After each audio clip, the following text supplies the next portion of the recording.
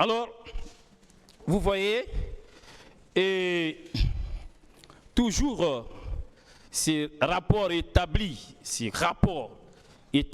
par la direction centrale de la police judiciaire, dans ces mêmes rapports, alors il est dit ceci, et c'est la conclusion, la dernière page. Au cours de ces événements, les services de la compagnie mobile d'intervention et sécurité CMS et les commissariats centraux ont procédé à l'interpellation des 40 manifestants violents. Les intéressés ont été conduits à la base de la CMS où ils ont été auditionnés et libérés sur instruction de Monsieur le Président de la République dans le but d'apaiser le climat social. Alors, comprenez-vous, c'est là que vous, on vous accuse de vous être rendu coupable de tout ce qui est mentionné dans ces rapports,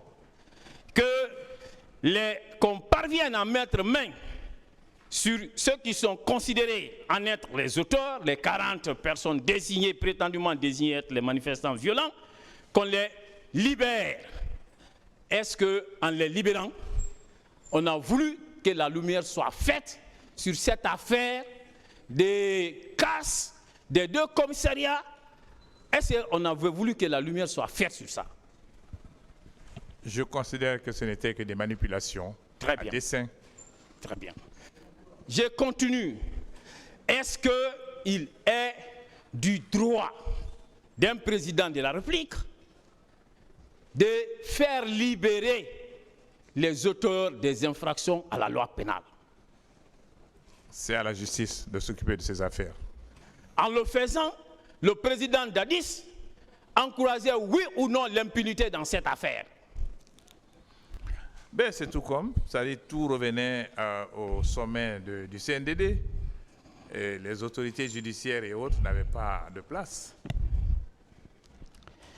Et vous avez le rapport de la commission d'enquête nationale indépendante qui a eu à relever, entre autres difficultés, ce qui suit, et c'est en sa page 7, malgré tous les efforts, aucune femme victime de viol ne s'est présentée devant la Commission nationale d'enquête indépendante.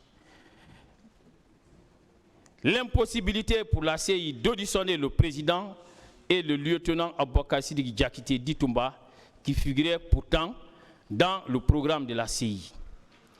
Alors, à votre avis,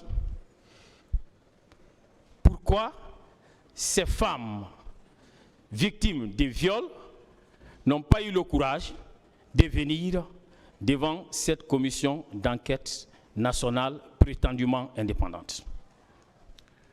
Je crois que vous comprendrez que depuis le début de ce procès, le nombre de femmes qui ont accepté de témoigner, et je salue le tribunal d'avoir pris la sage décision de les entendre à huis clos, et je crois que j'ai clairement dit ici que le nombre de femmes violées est très, très élevé et que les femmes, certaines parmi elles, ont préféré garder le silence et endurer le traumatisme, porter le deuil de cette journée.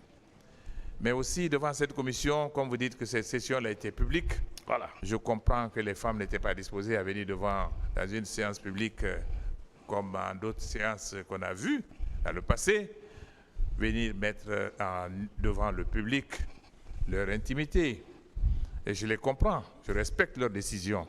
Et la confiance aussi qu'elles avaient en ceux qui devaient les écouter. Elles avaient plutôt peur. Elles sortaient d'un drame. Il y avait le traumatisme qui les guidait. Et je les comprends parfaitement. Voilà. Et tout à l'heure, pour justifier le fait que Dadis n'ait pas été interrogé par cette commission, on vous a fait savoir que les événements du 3 décembre seraient entre-temps survenus. Mais est-ce que vous êtes d'accord avec moi que lorsqu'on est président de la République, qu'on mette en place une telle commission et qu'on veut donner la preuve de sa bonne foi. On veut donner la preuve de l'indépendance d'une telle commission. Est-ce qu'il ne serait pas indiqué qu'on soit le premier à être entendu? Logiquement. Très bien. Je continue. Permettez-moi de vous donner lecture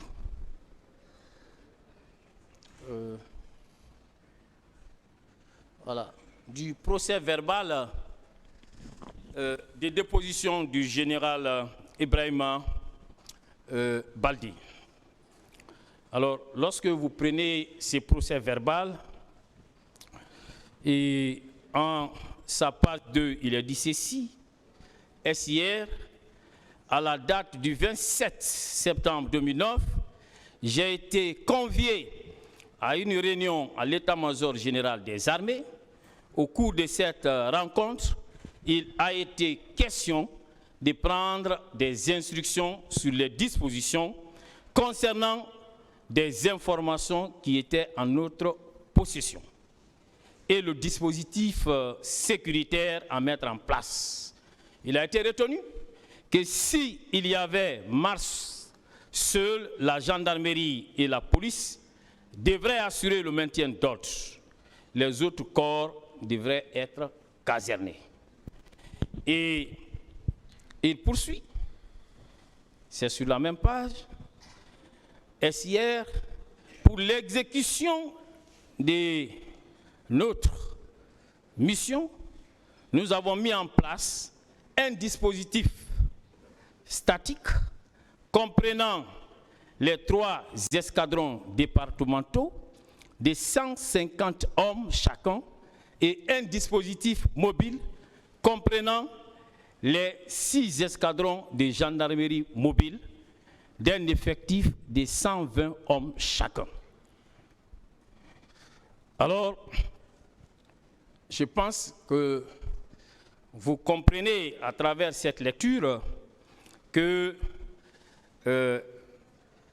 c'est ceux qui devraient être déployés ce jour-là, les gendarmes et les policiers, que parmi ceux qui devraient être déployés, planifiés, que les services spéciaux de M. Keïboro ne faisaient pas partie. Êtes-vous d'accord avec moi à travers cette lecture? Oui, tout à fait. Très bien. Vous savez, on a eu à vous poser la question ici, ce que je trouve tout à fait normal, et que les militaires des Bérets Rouges ne devraient pas se retrouver au stade du 28 septembre parce qu'ils n'entrent pas dans leur mission d'assurer le maintien d'ordre. On vous a posé cette question ici, je pense que vous vous rappelez.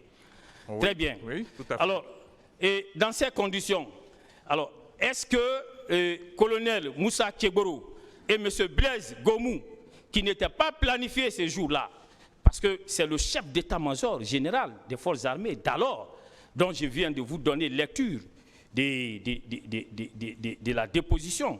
Alors, est-ce que eux aussi, ils devraient se retrouver là-bas puisqu'ils n'étaient pas planifiés? Normalement, non. Très bien. Je poursuis.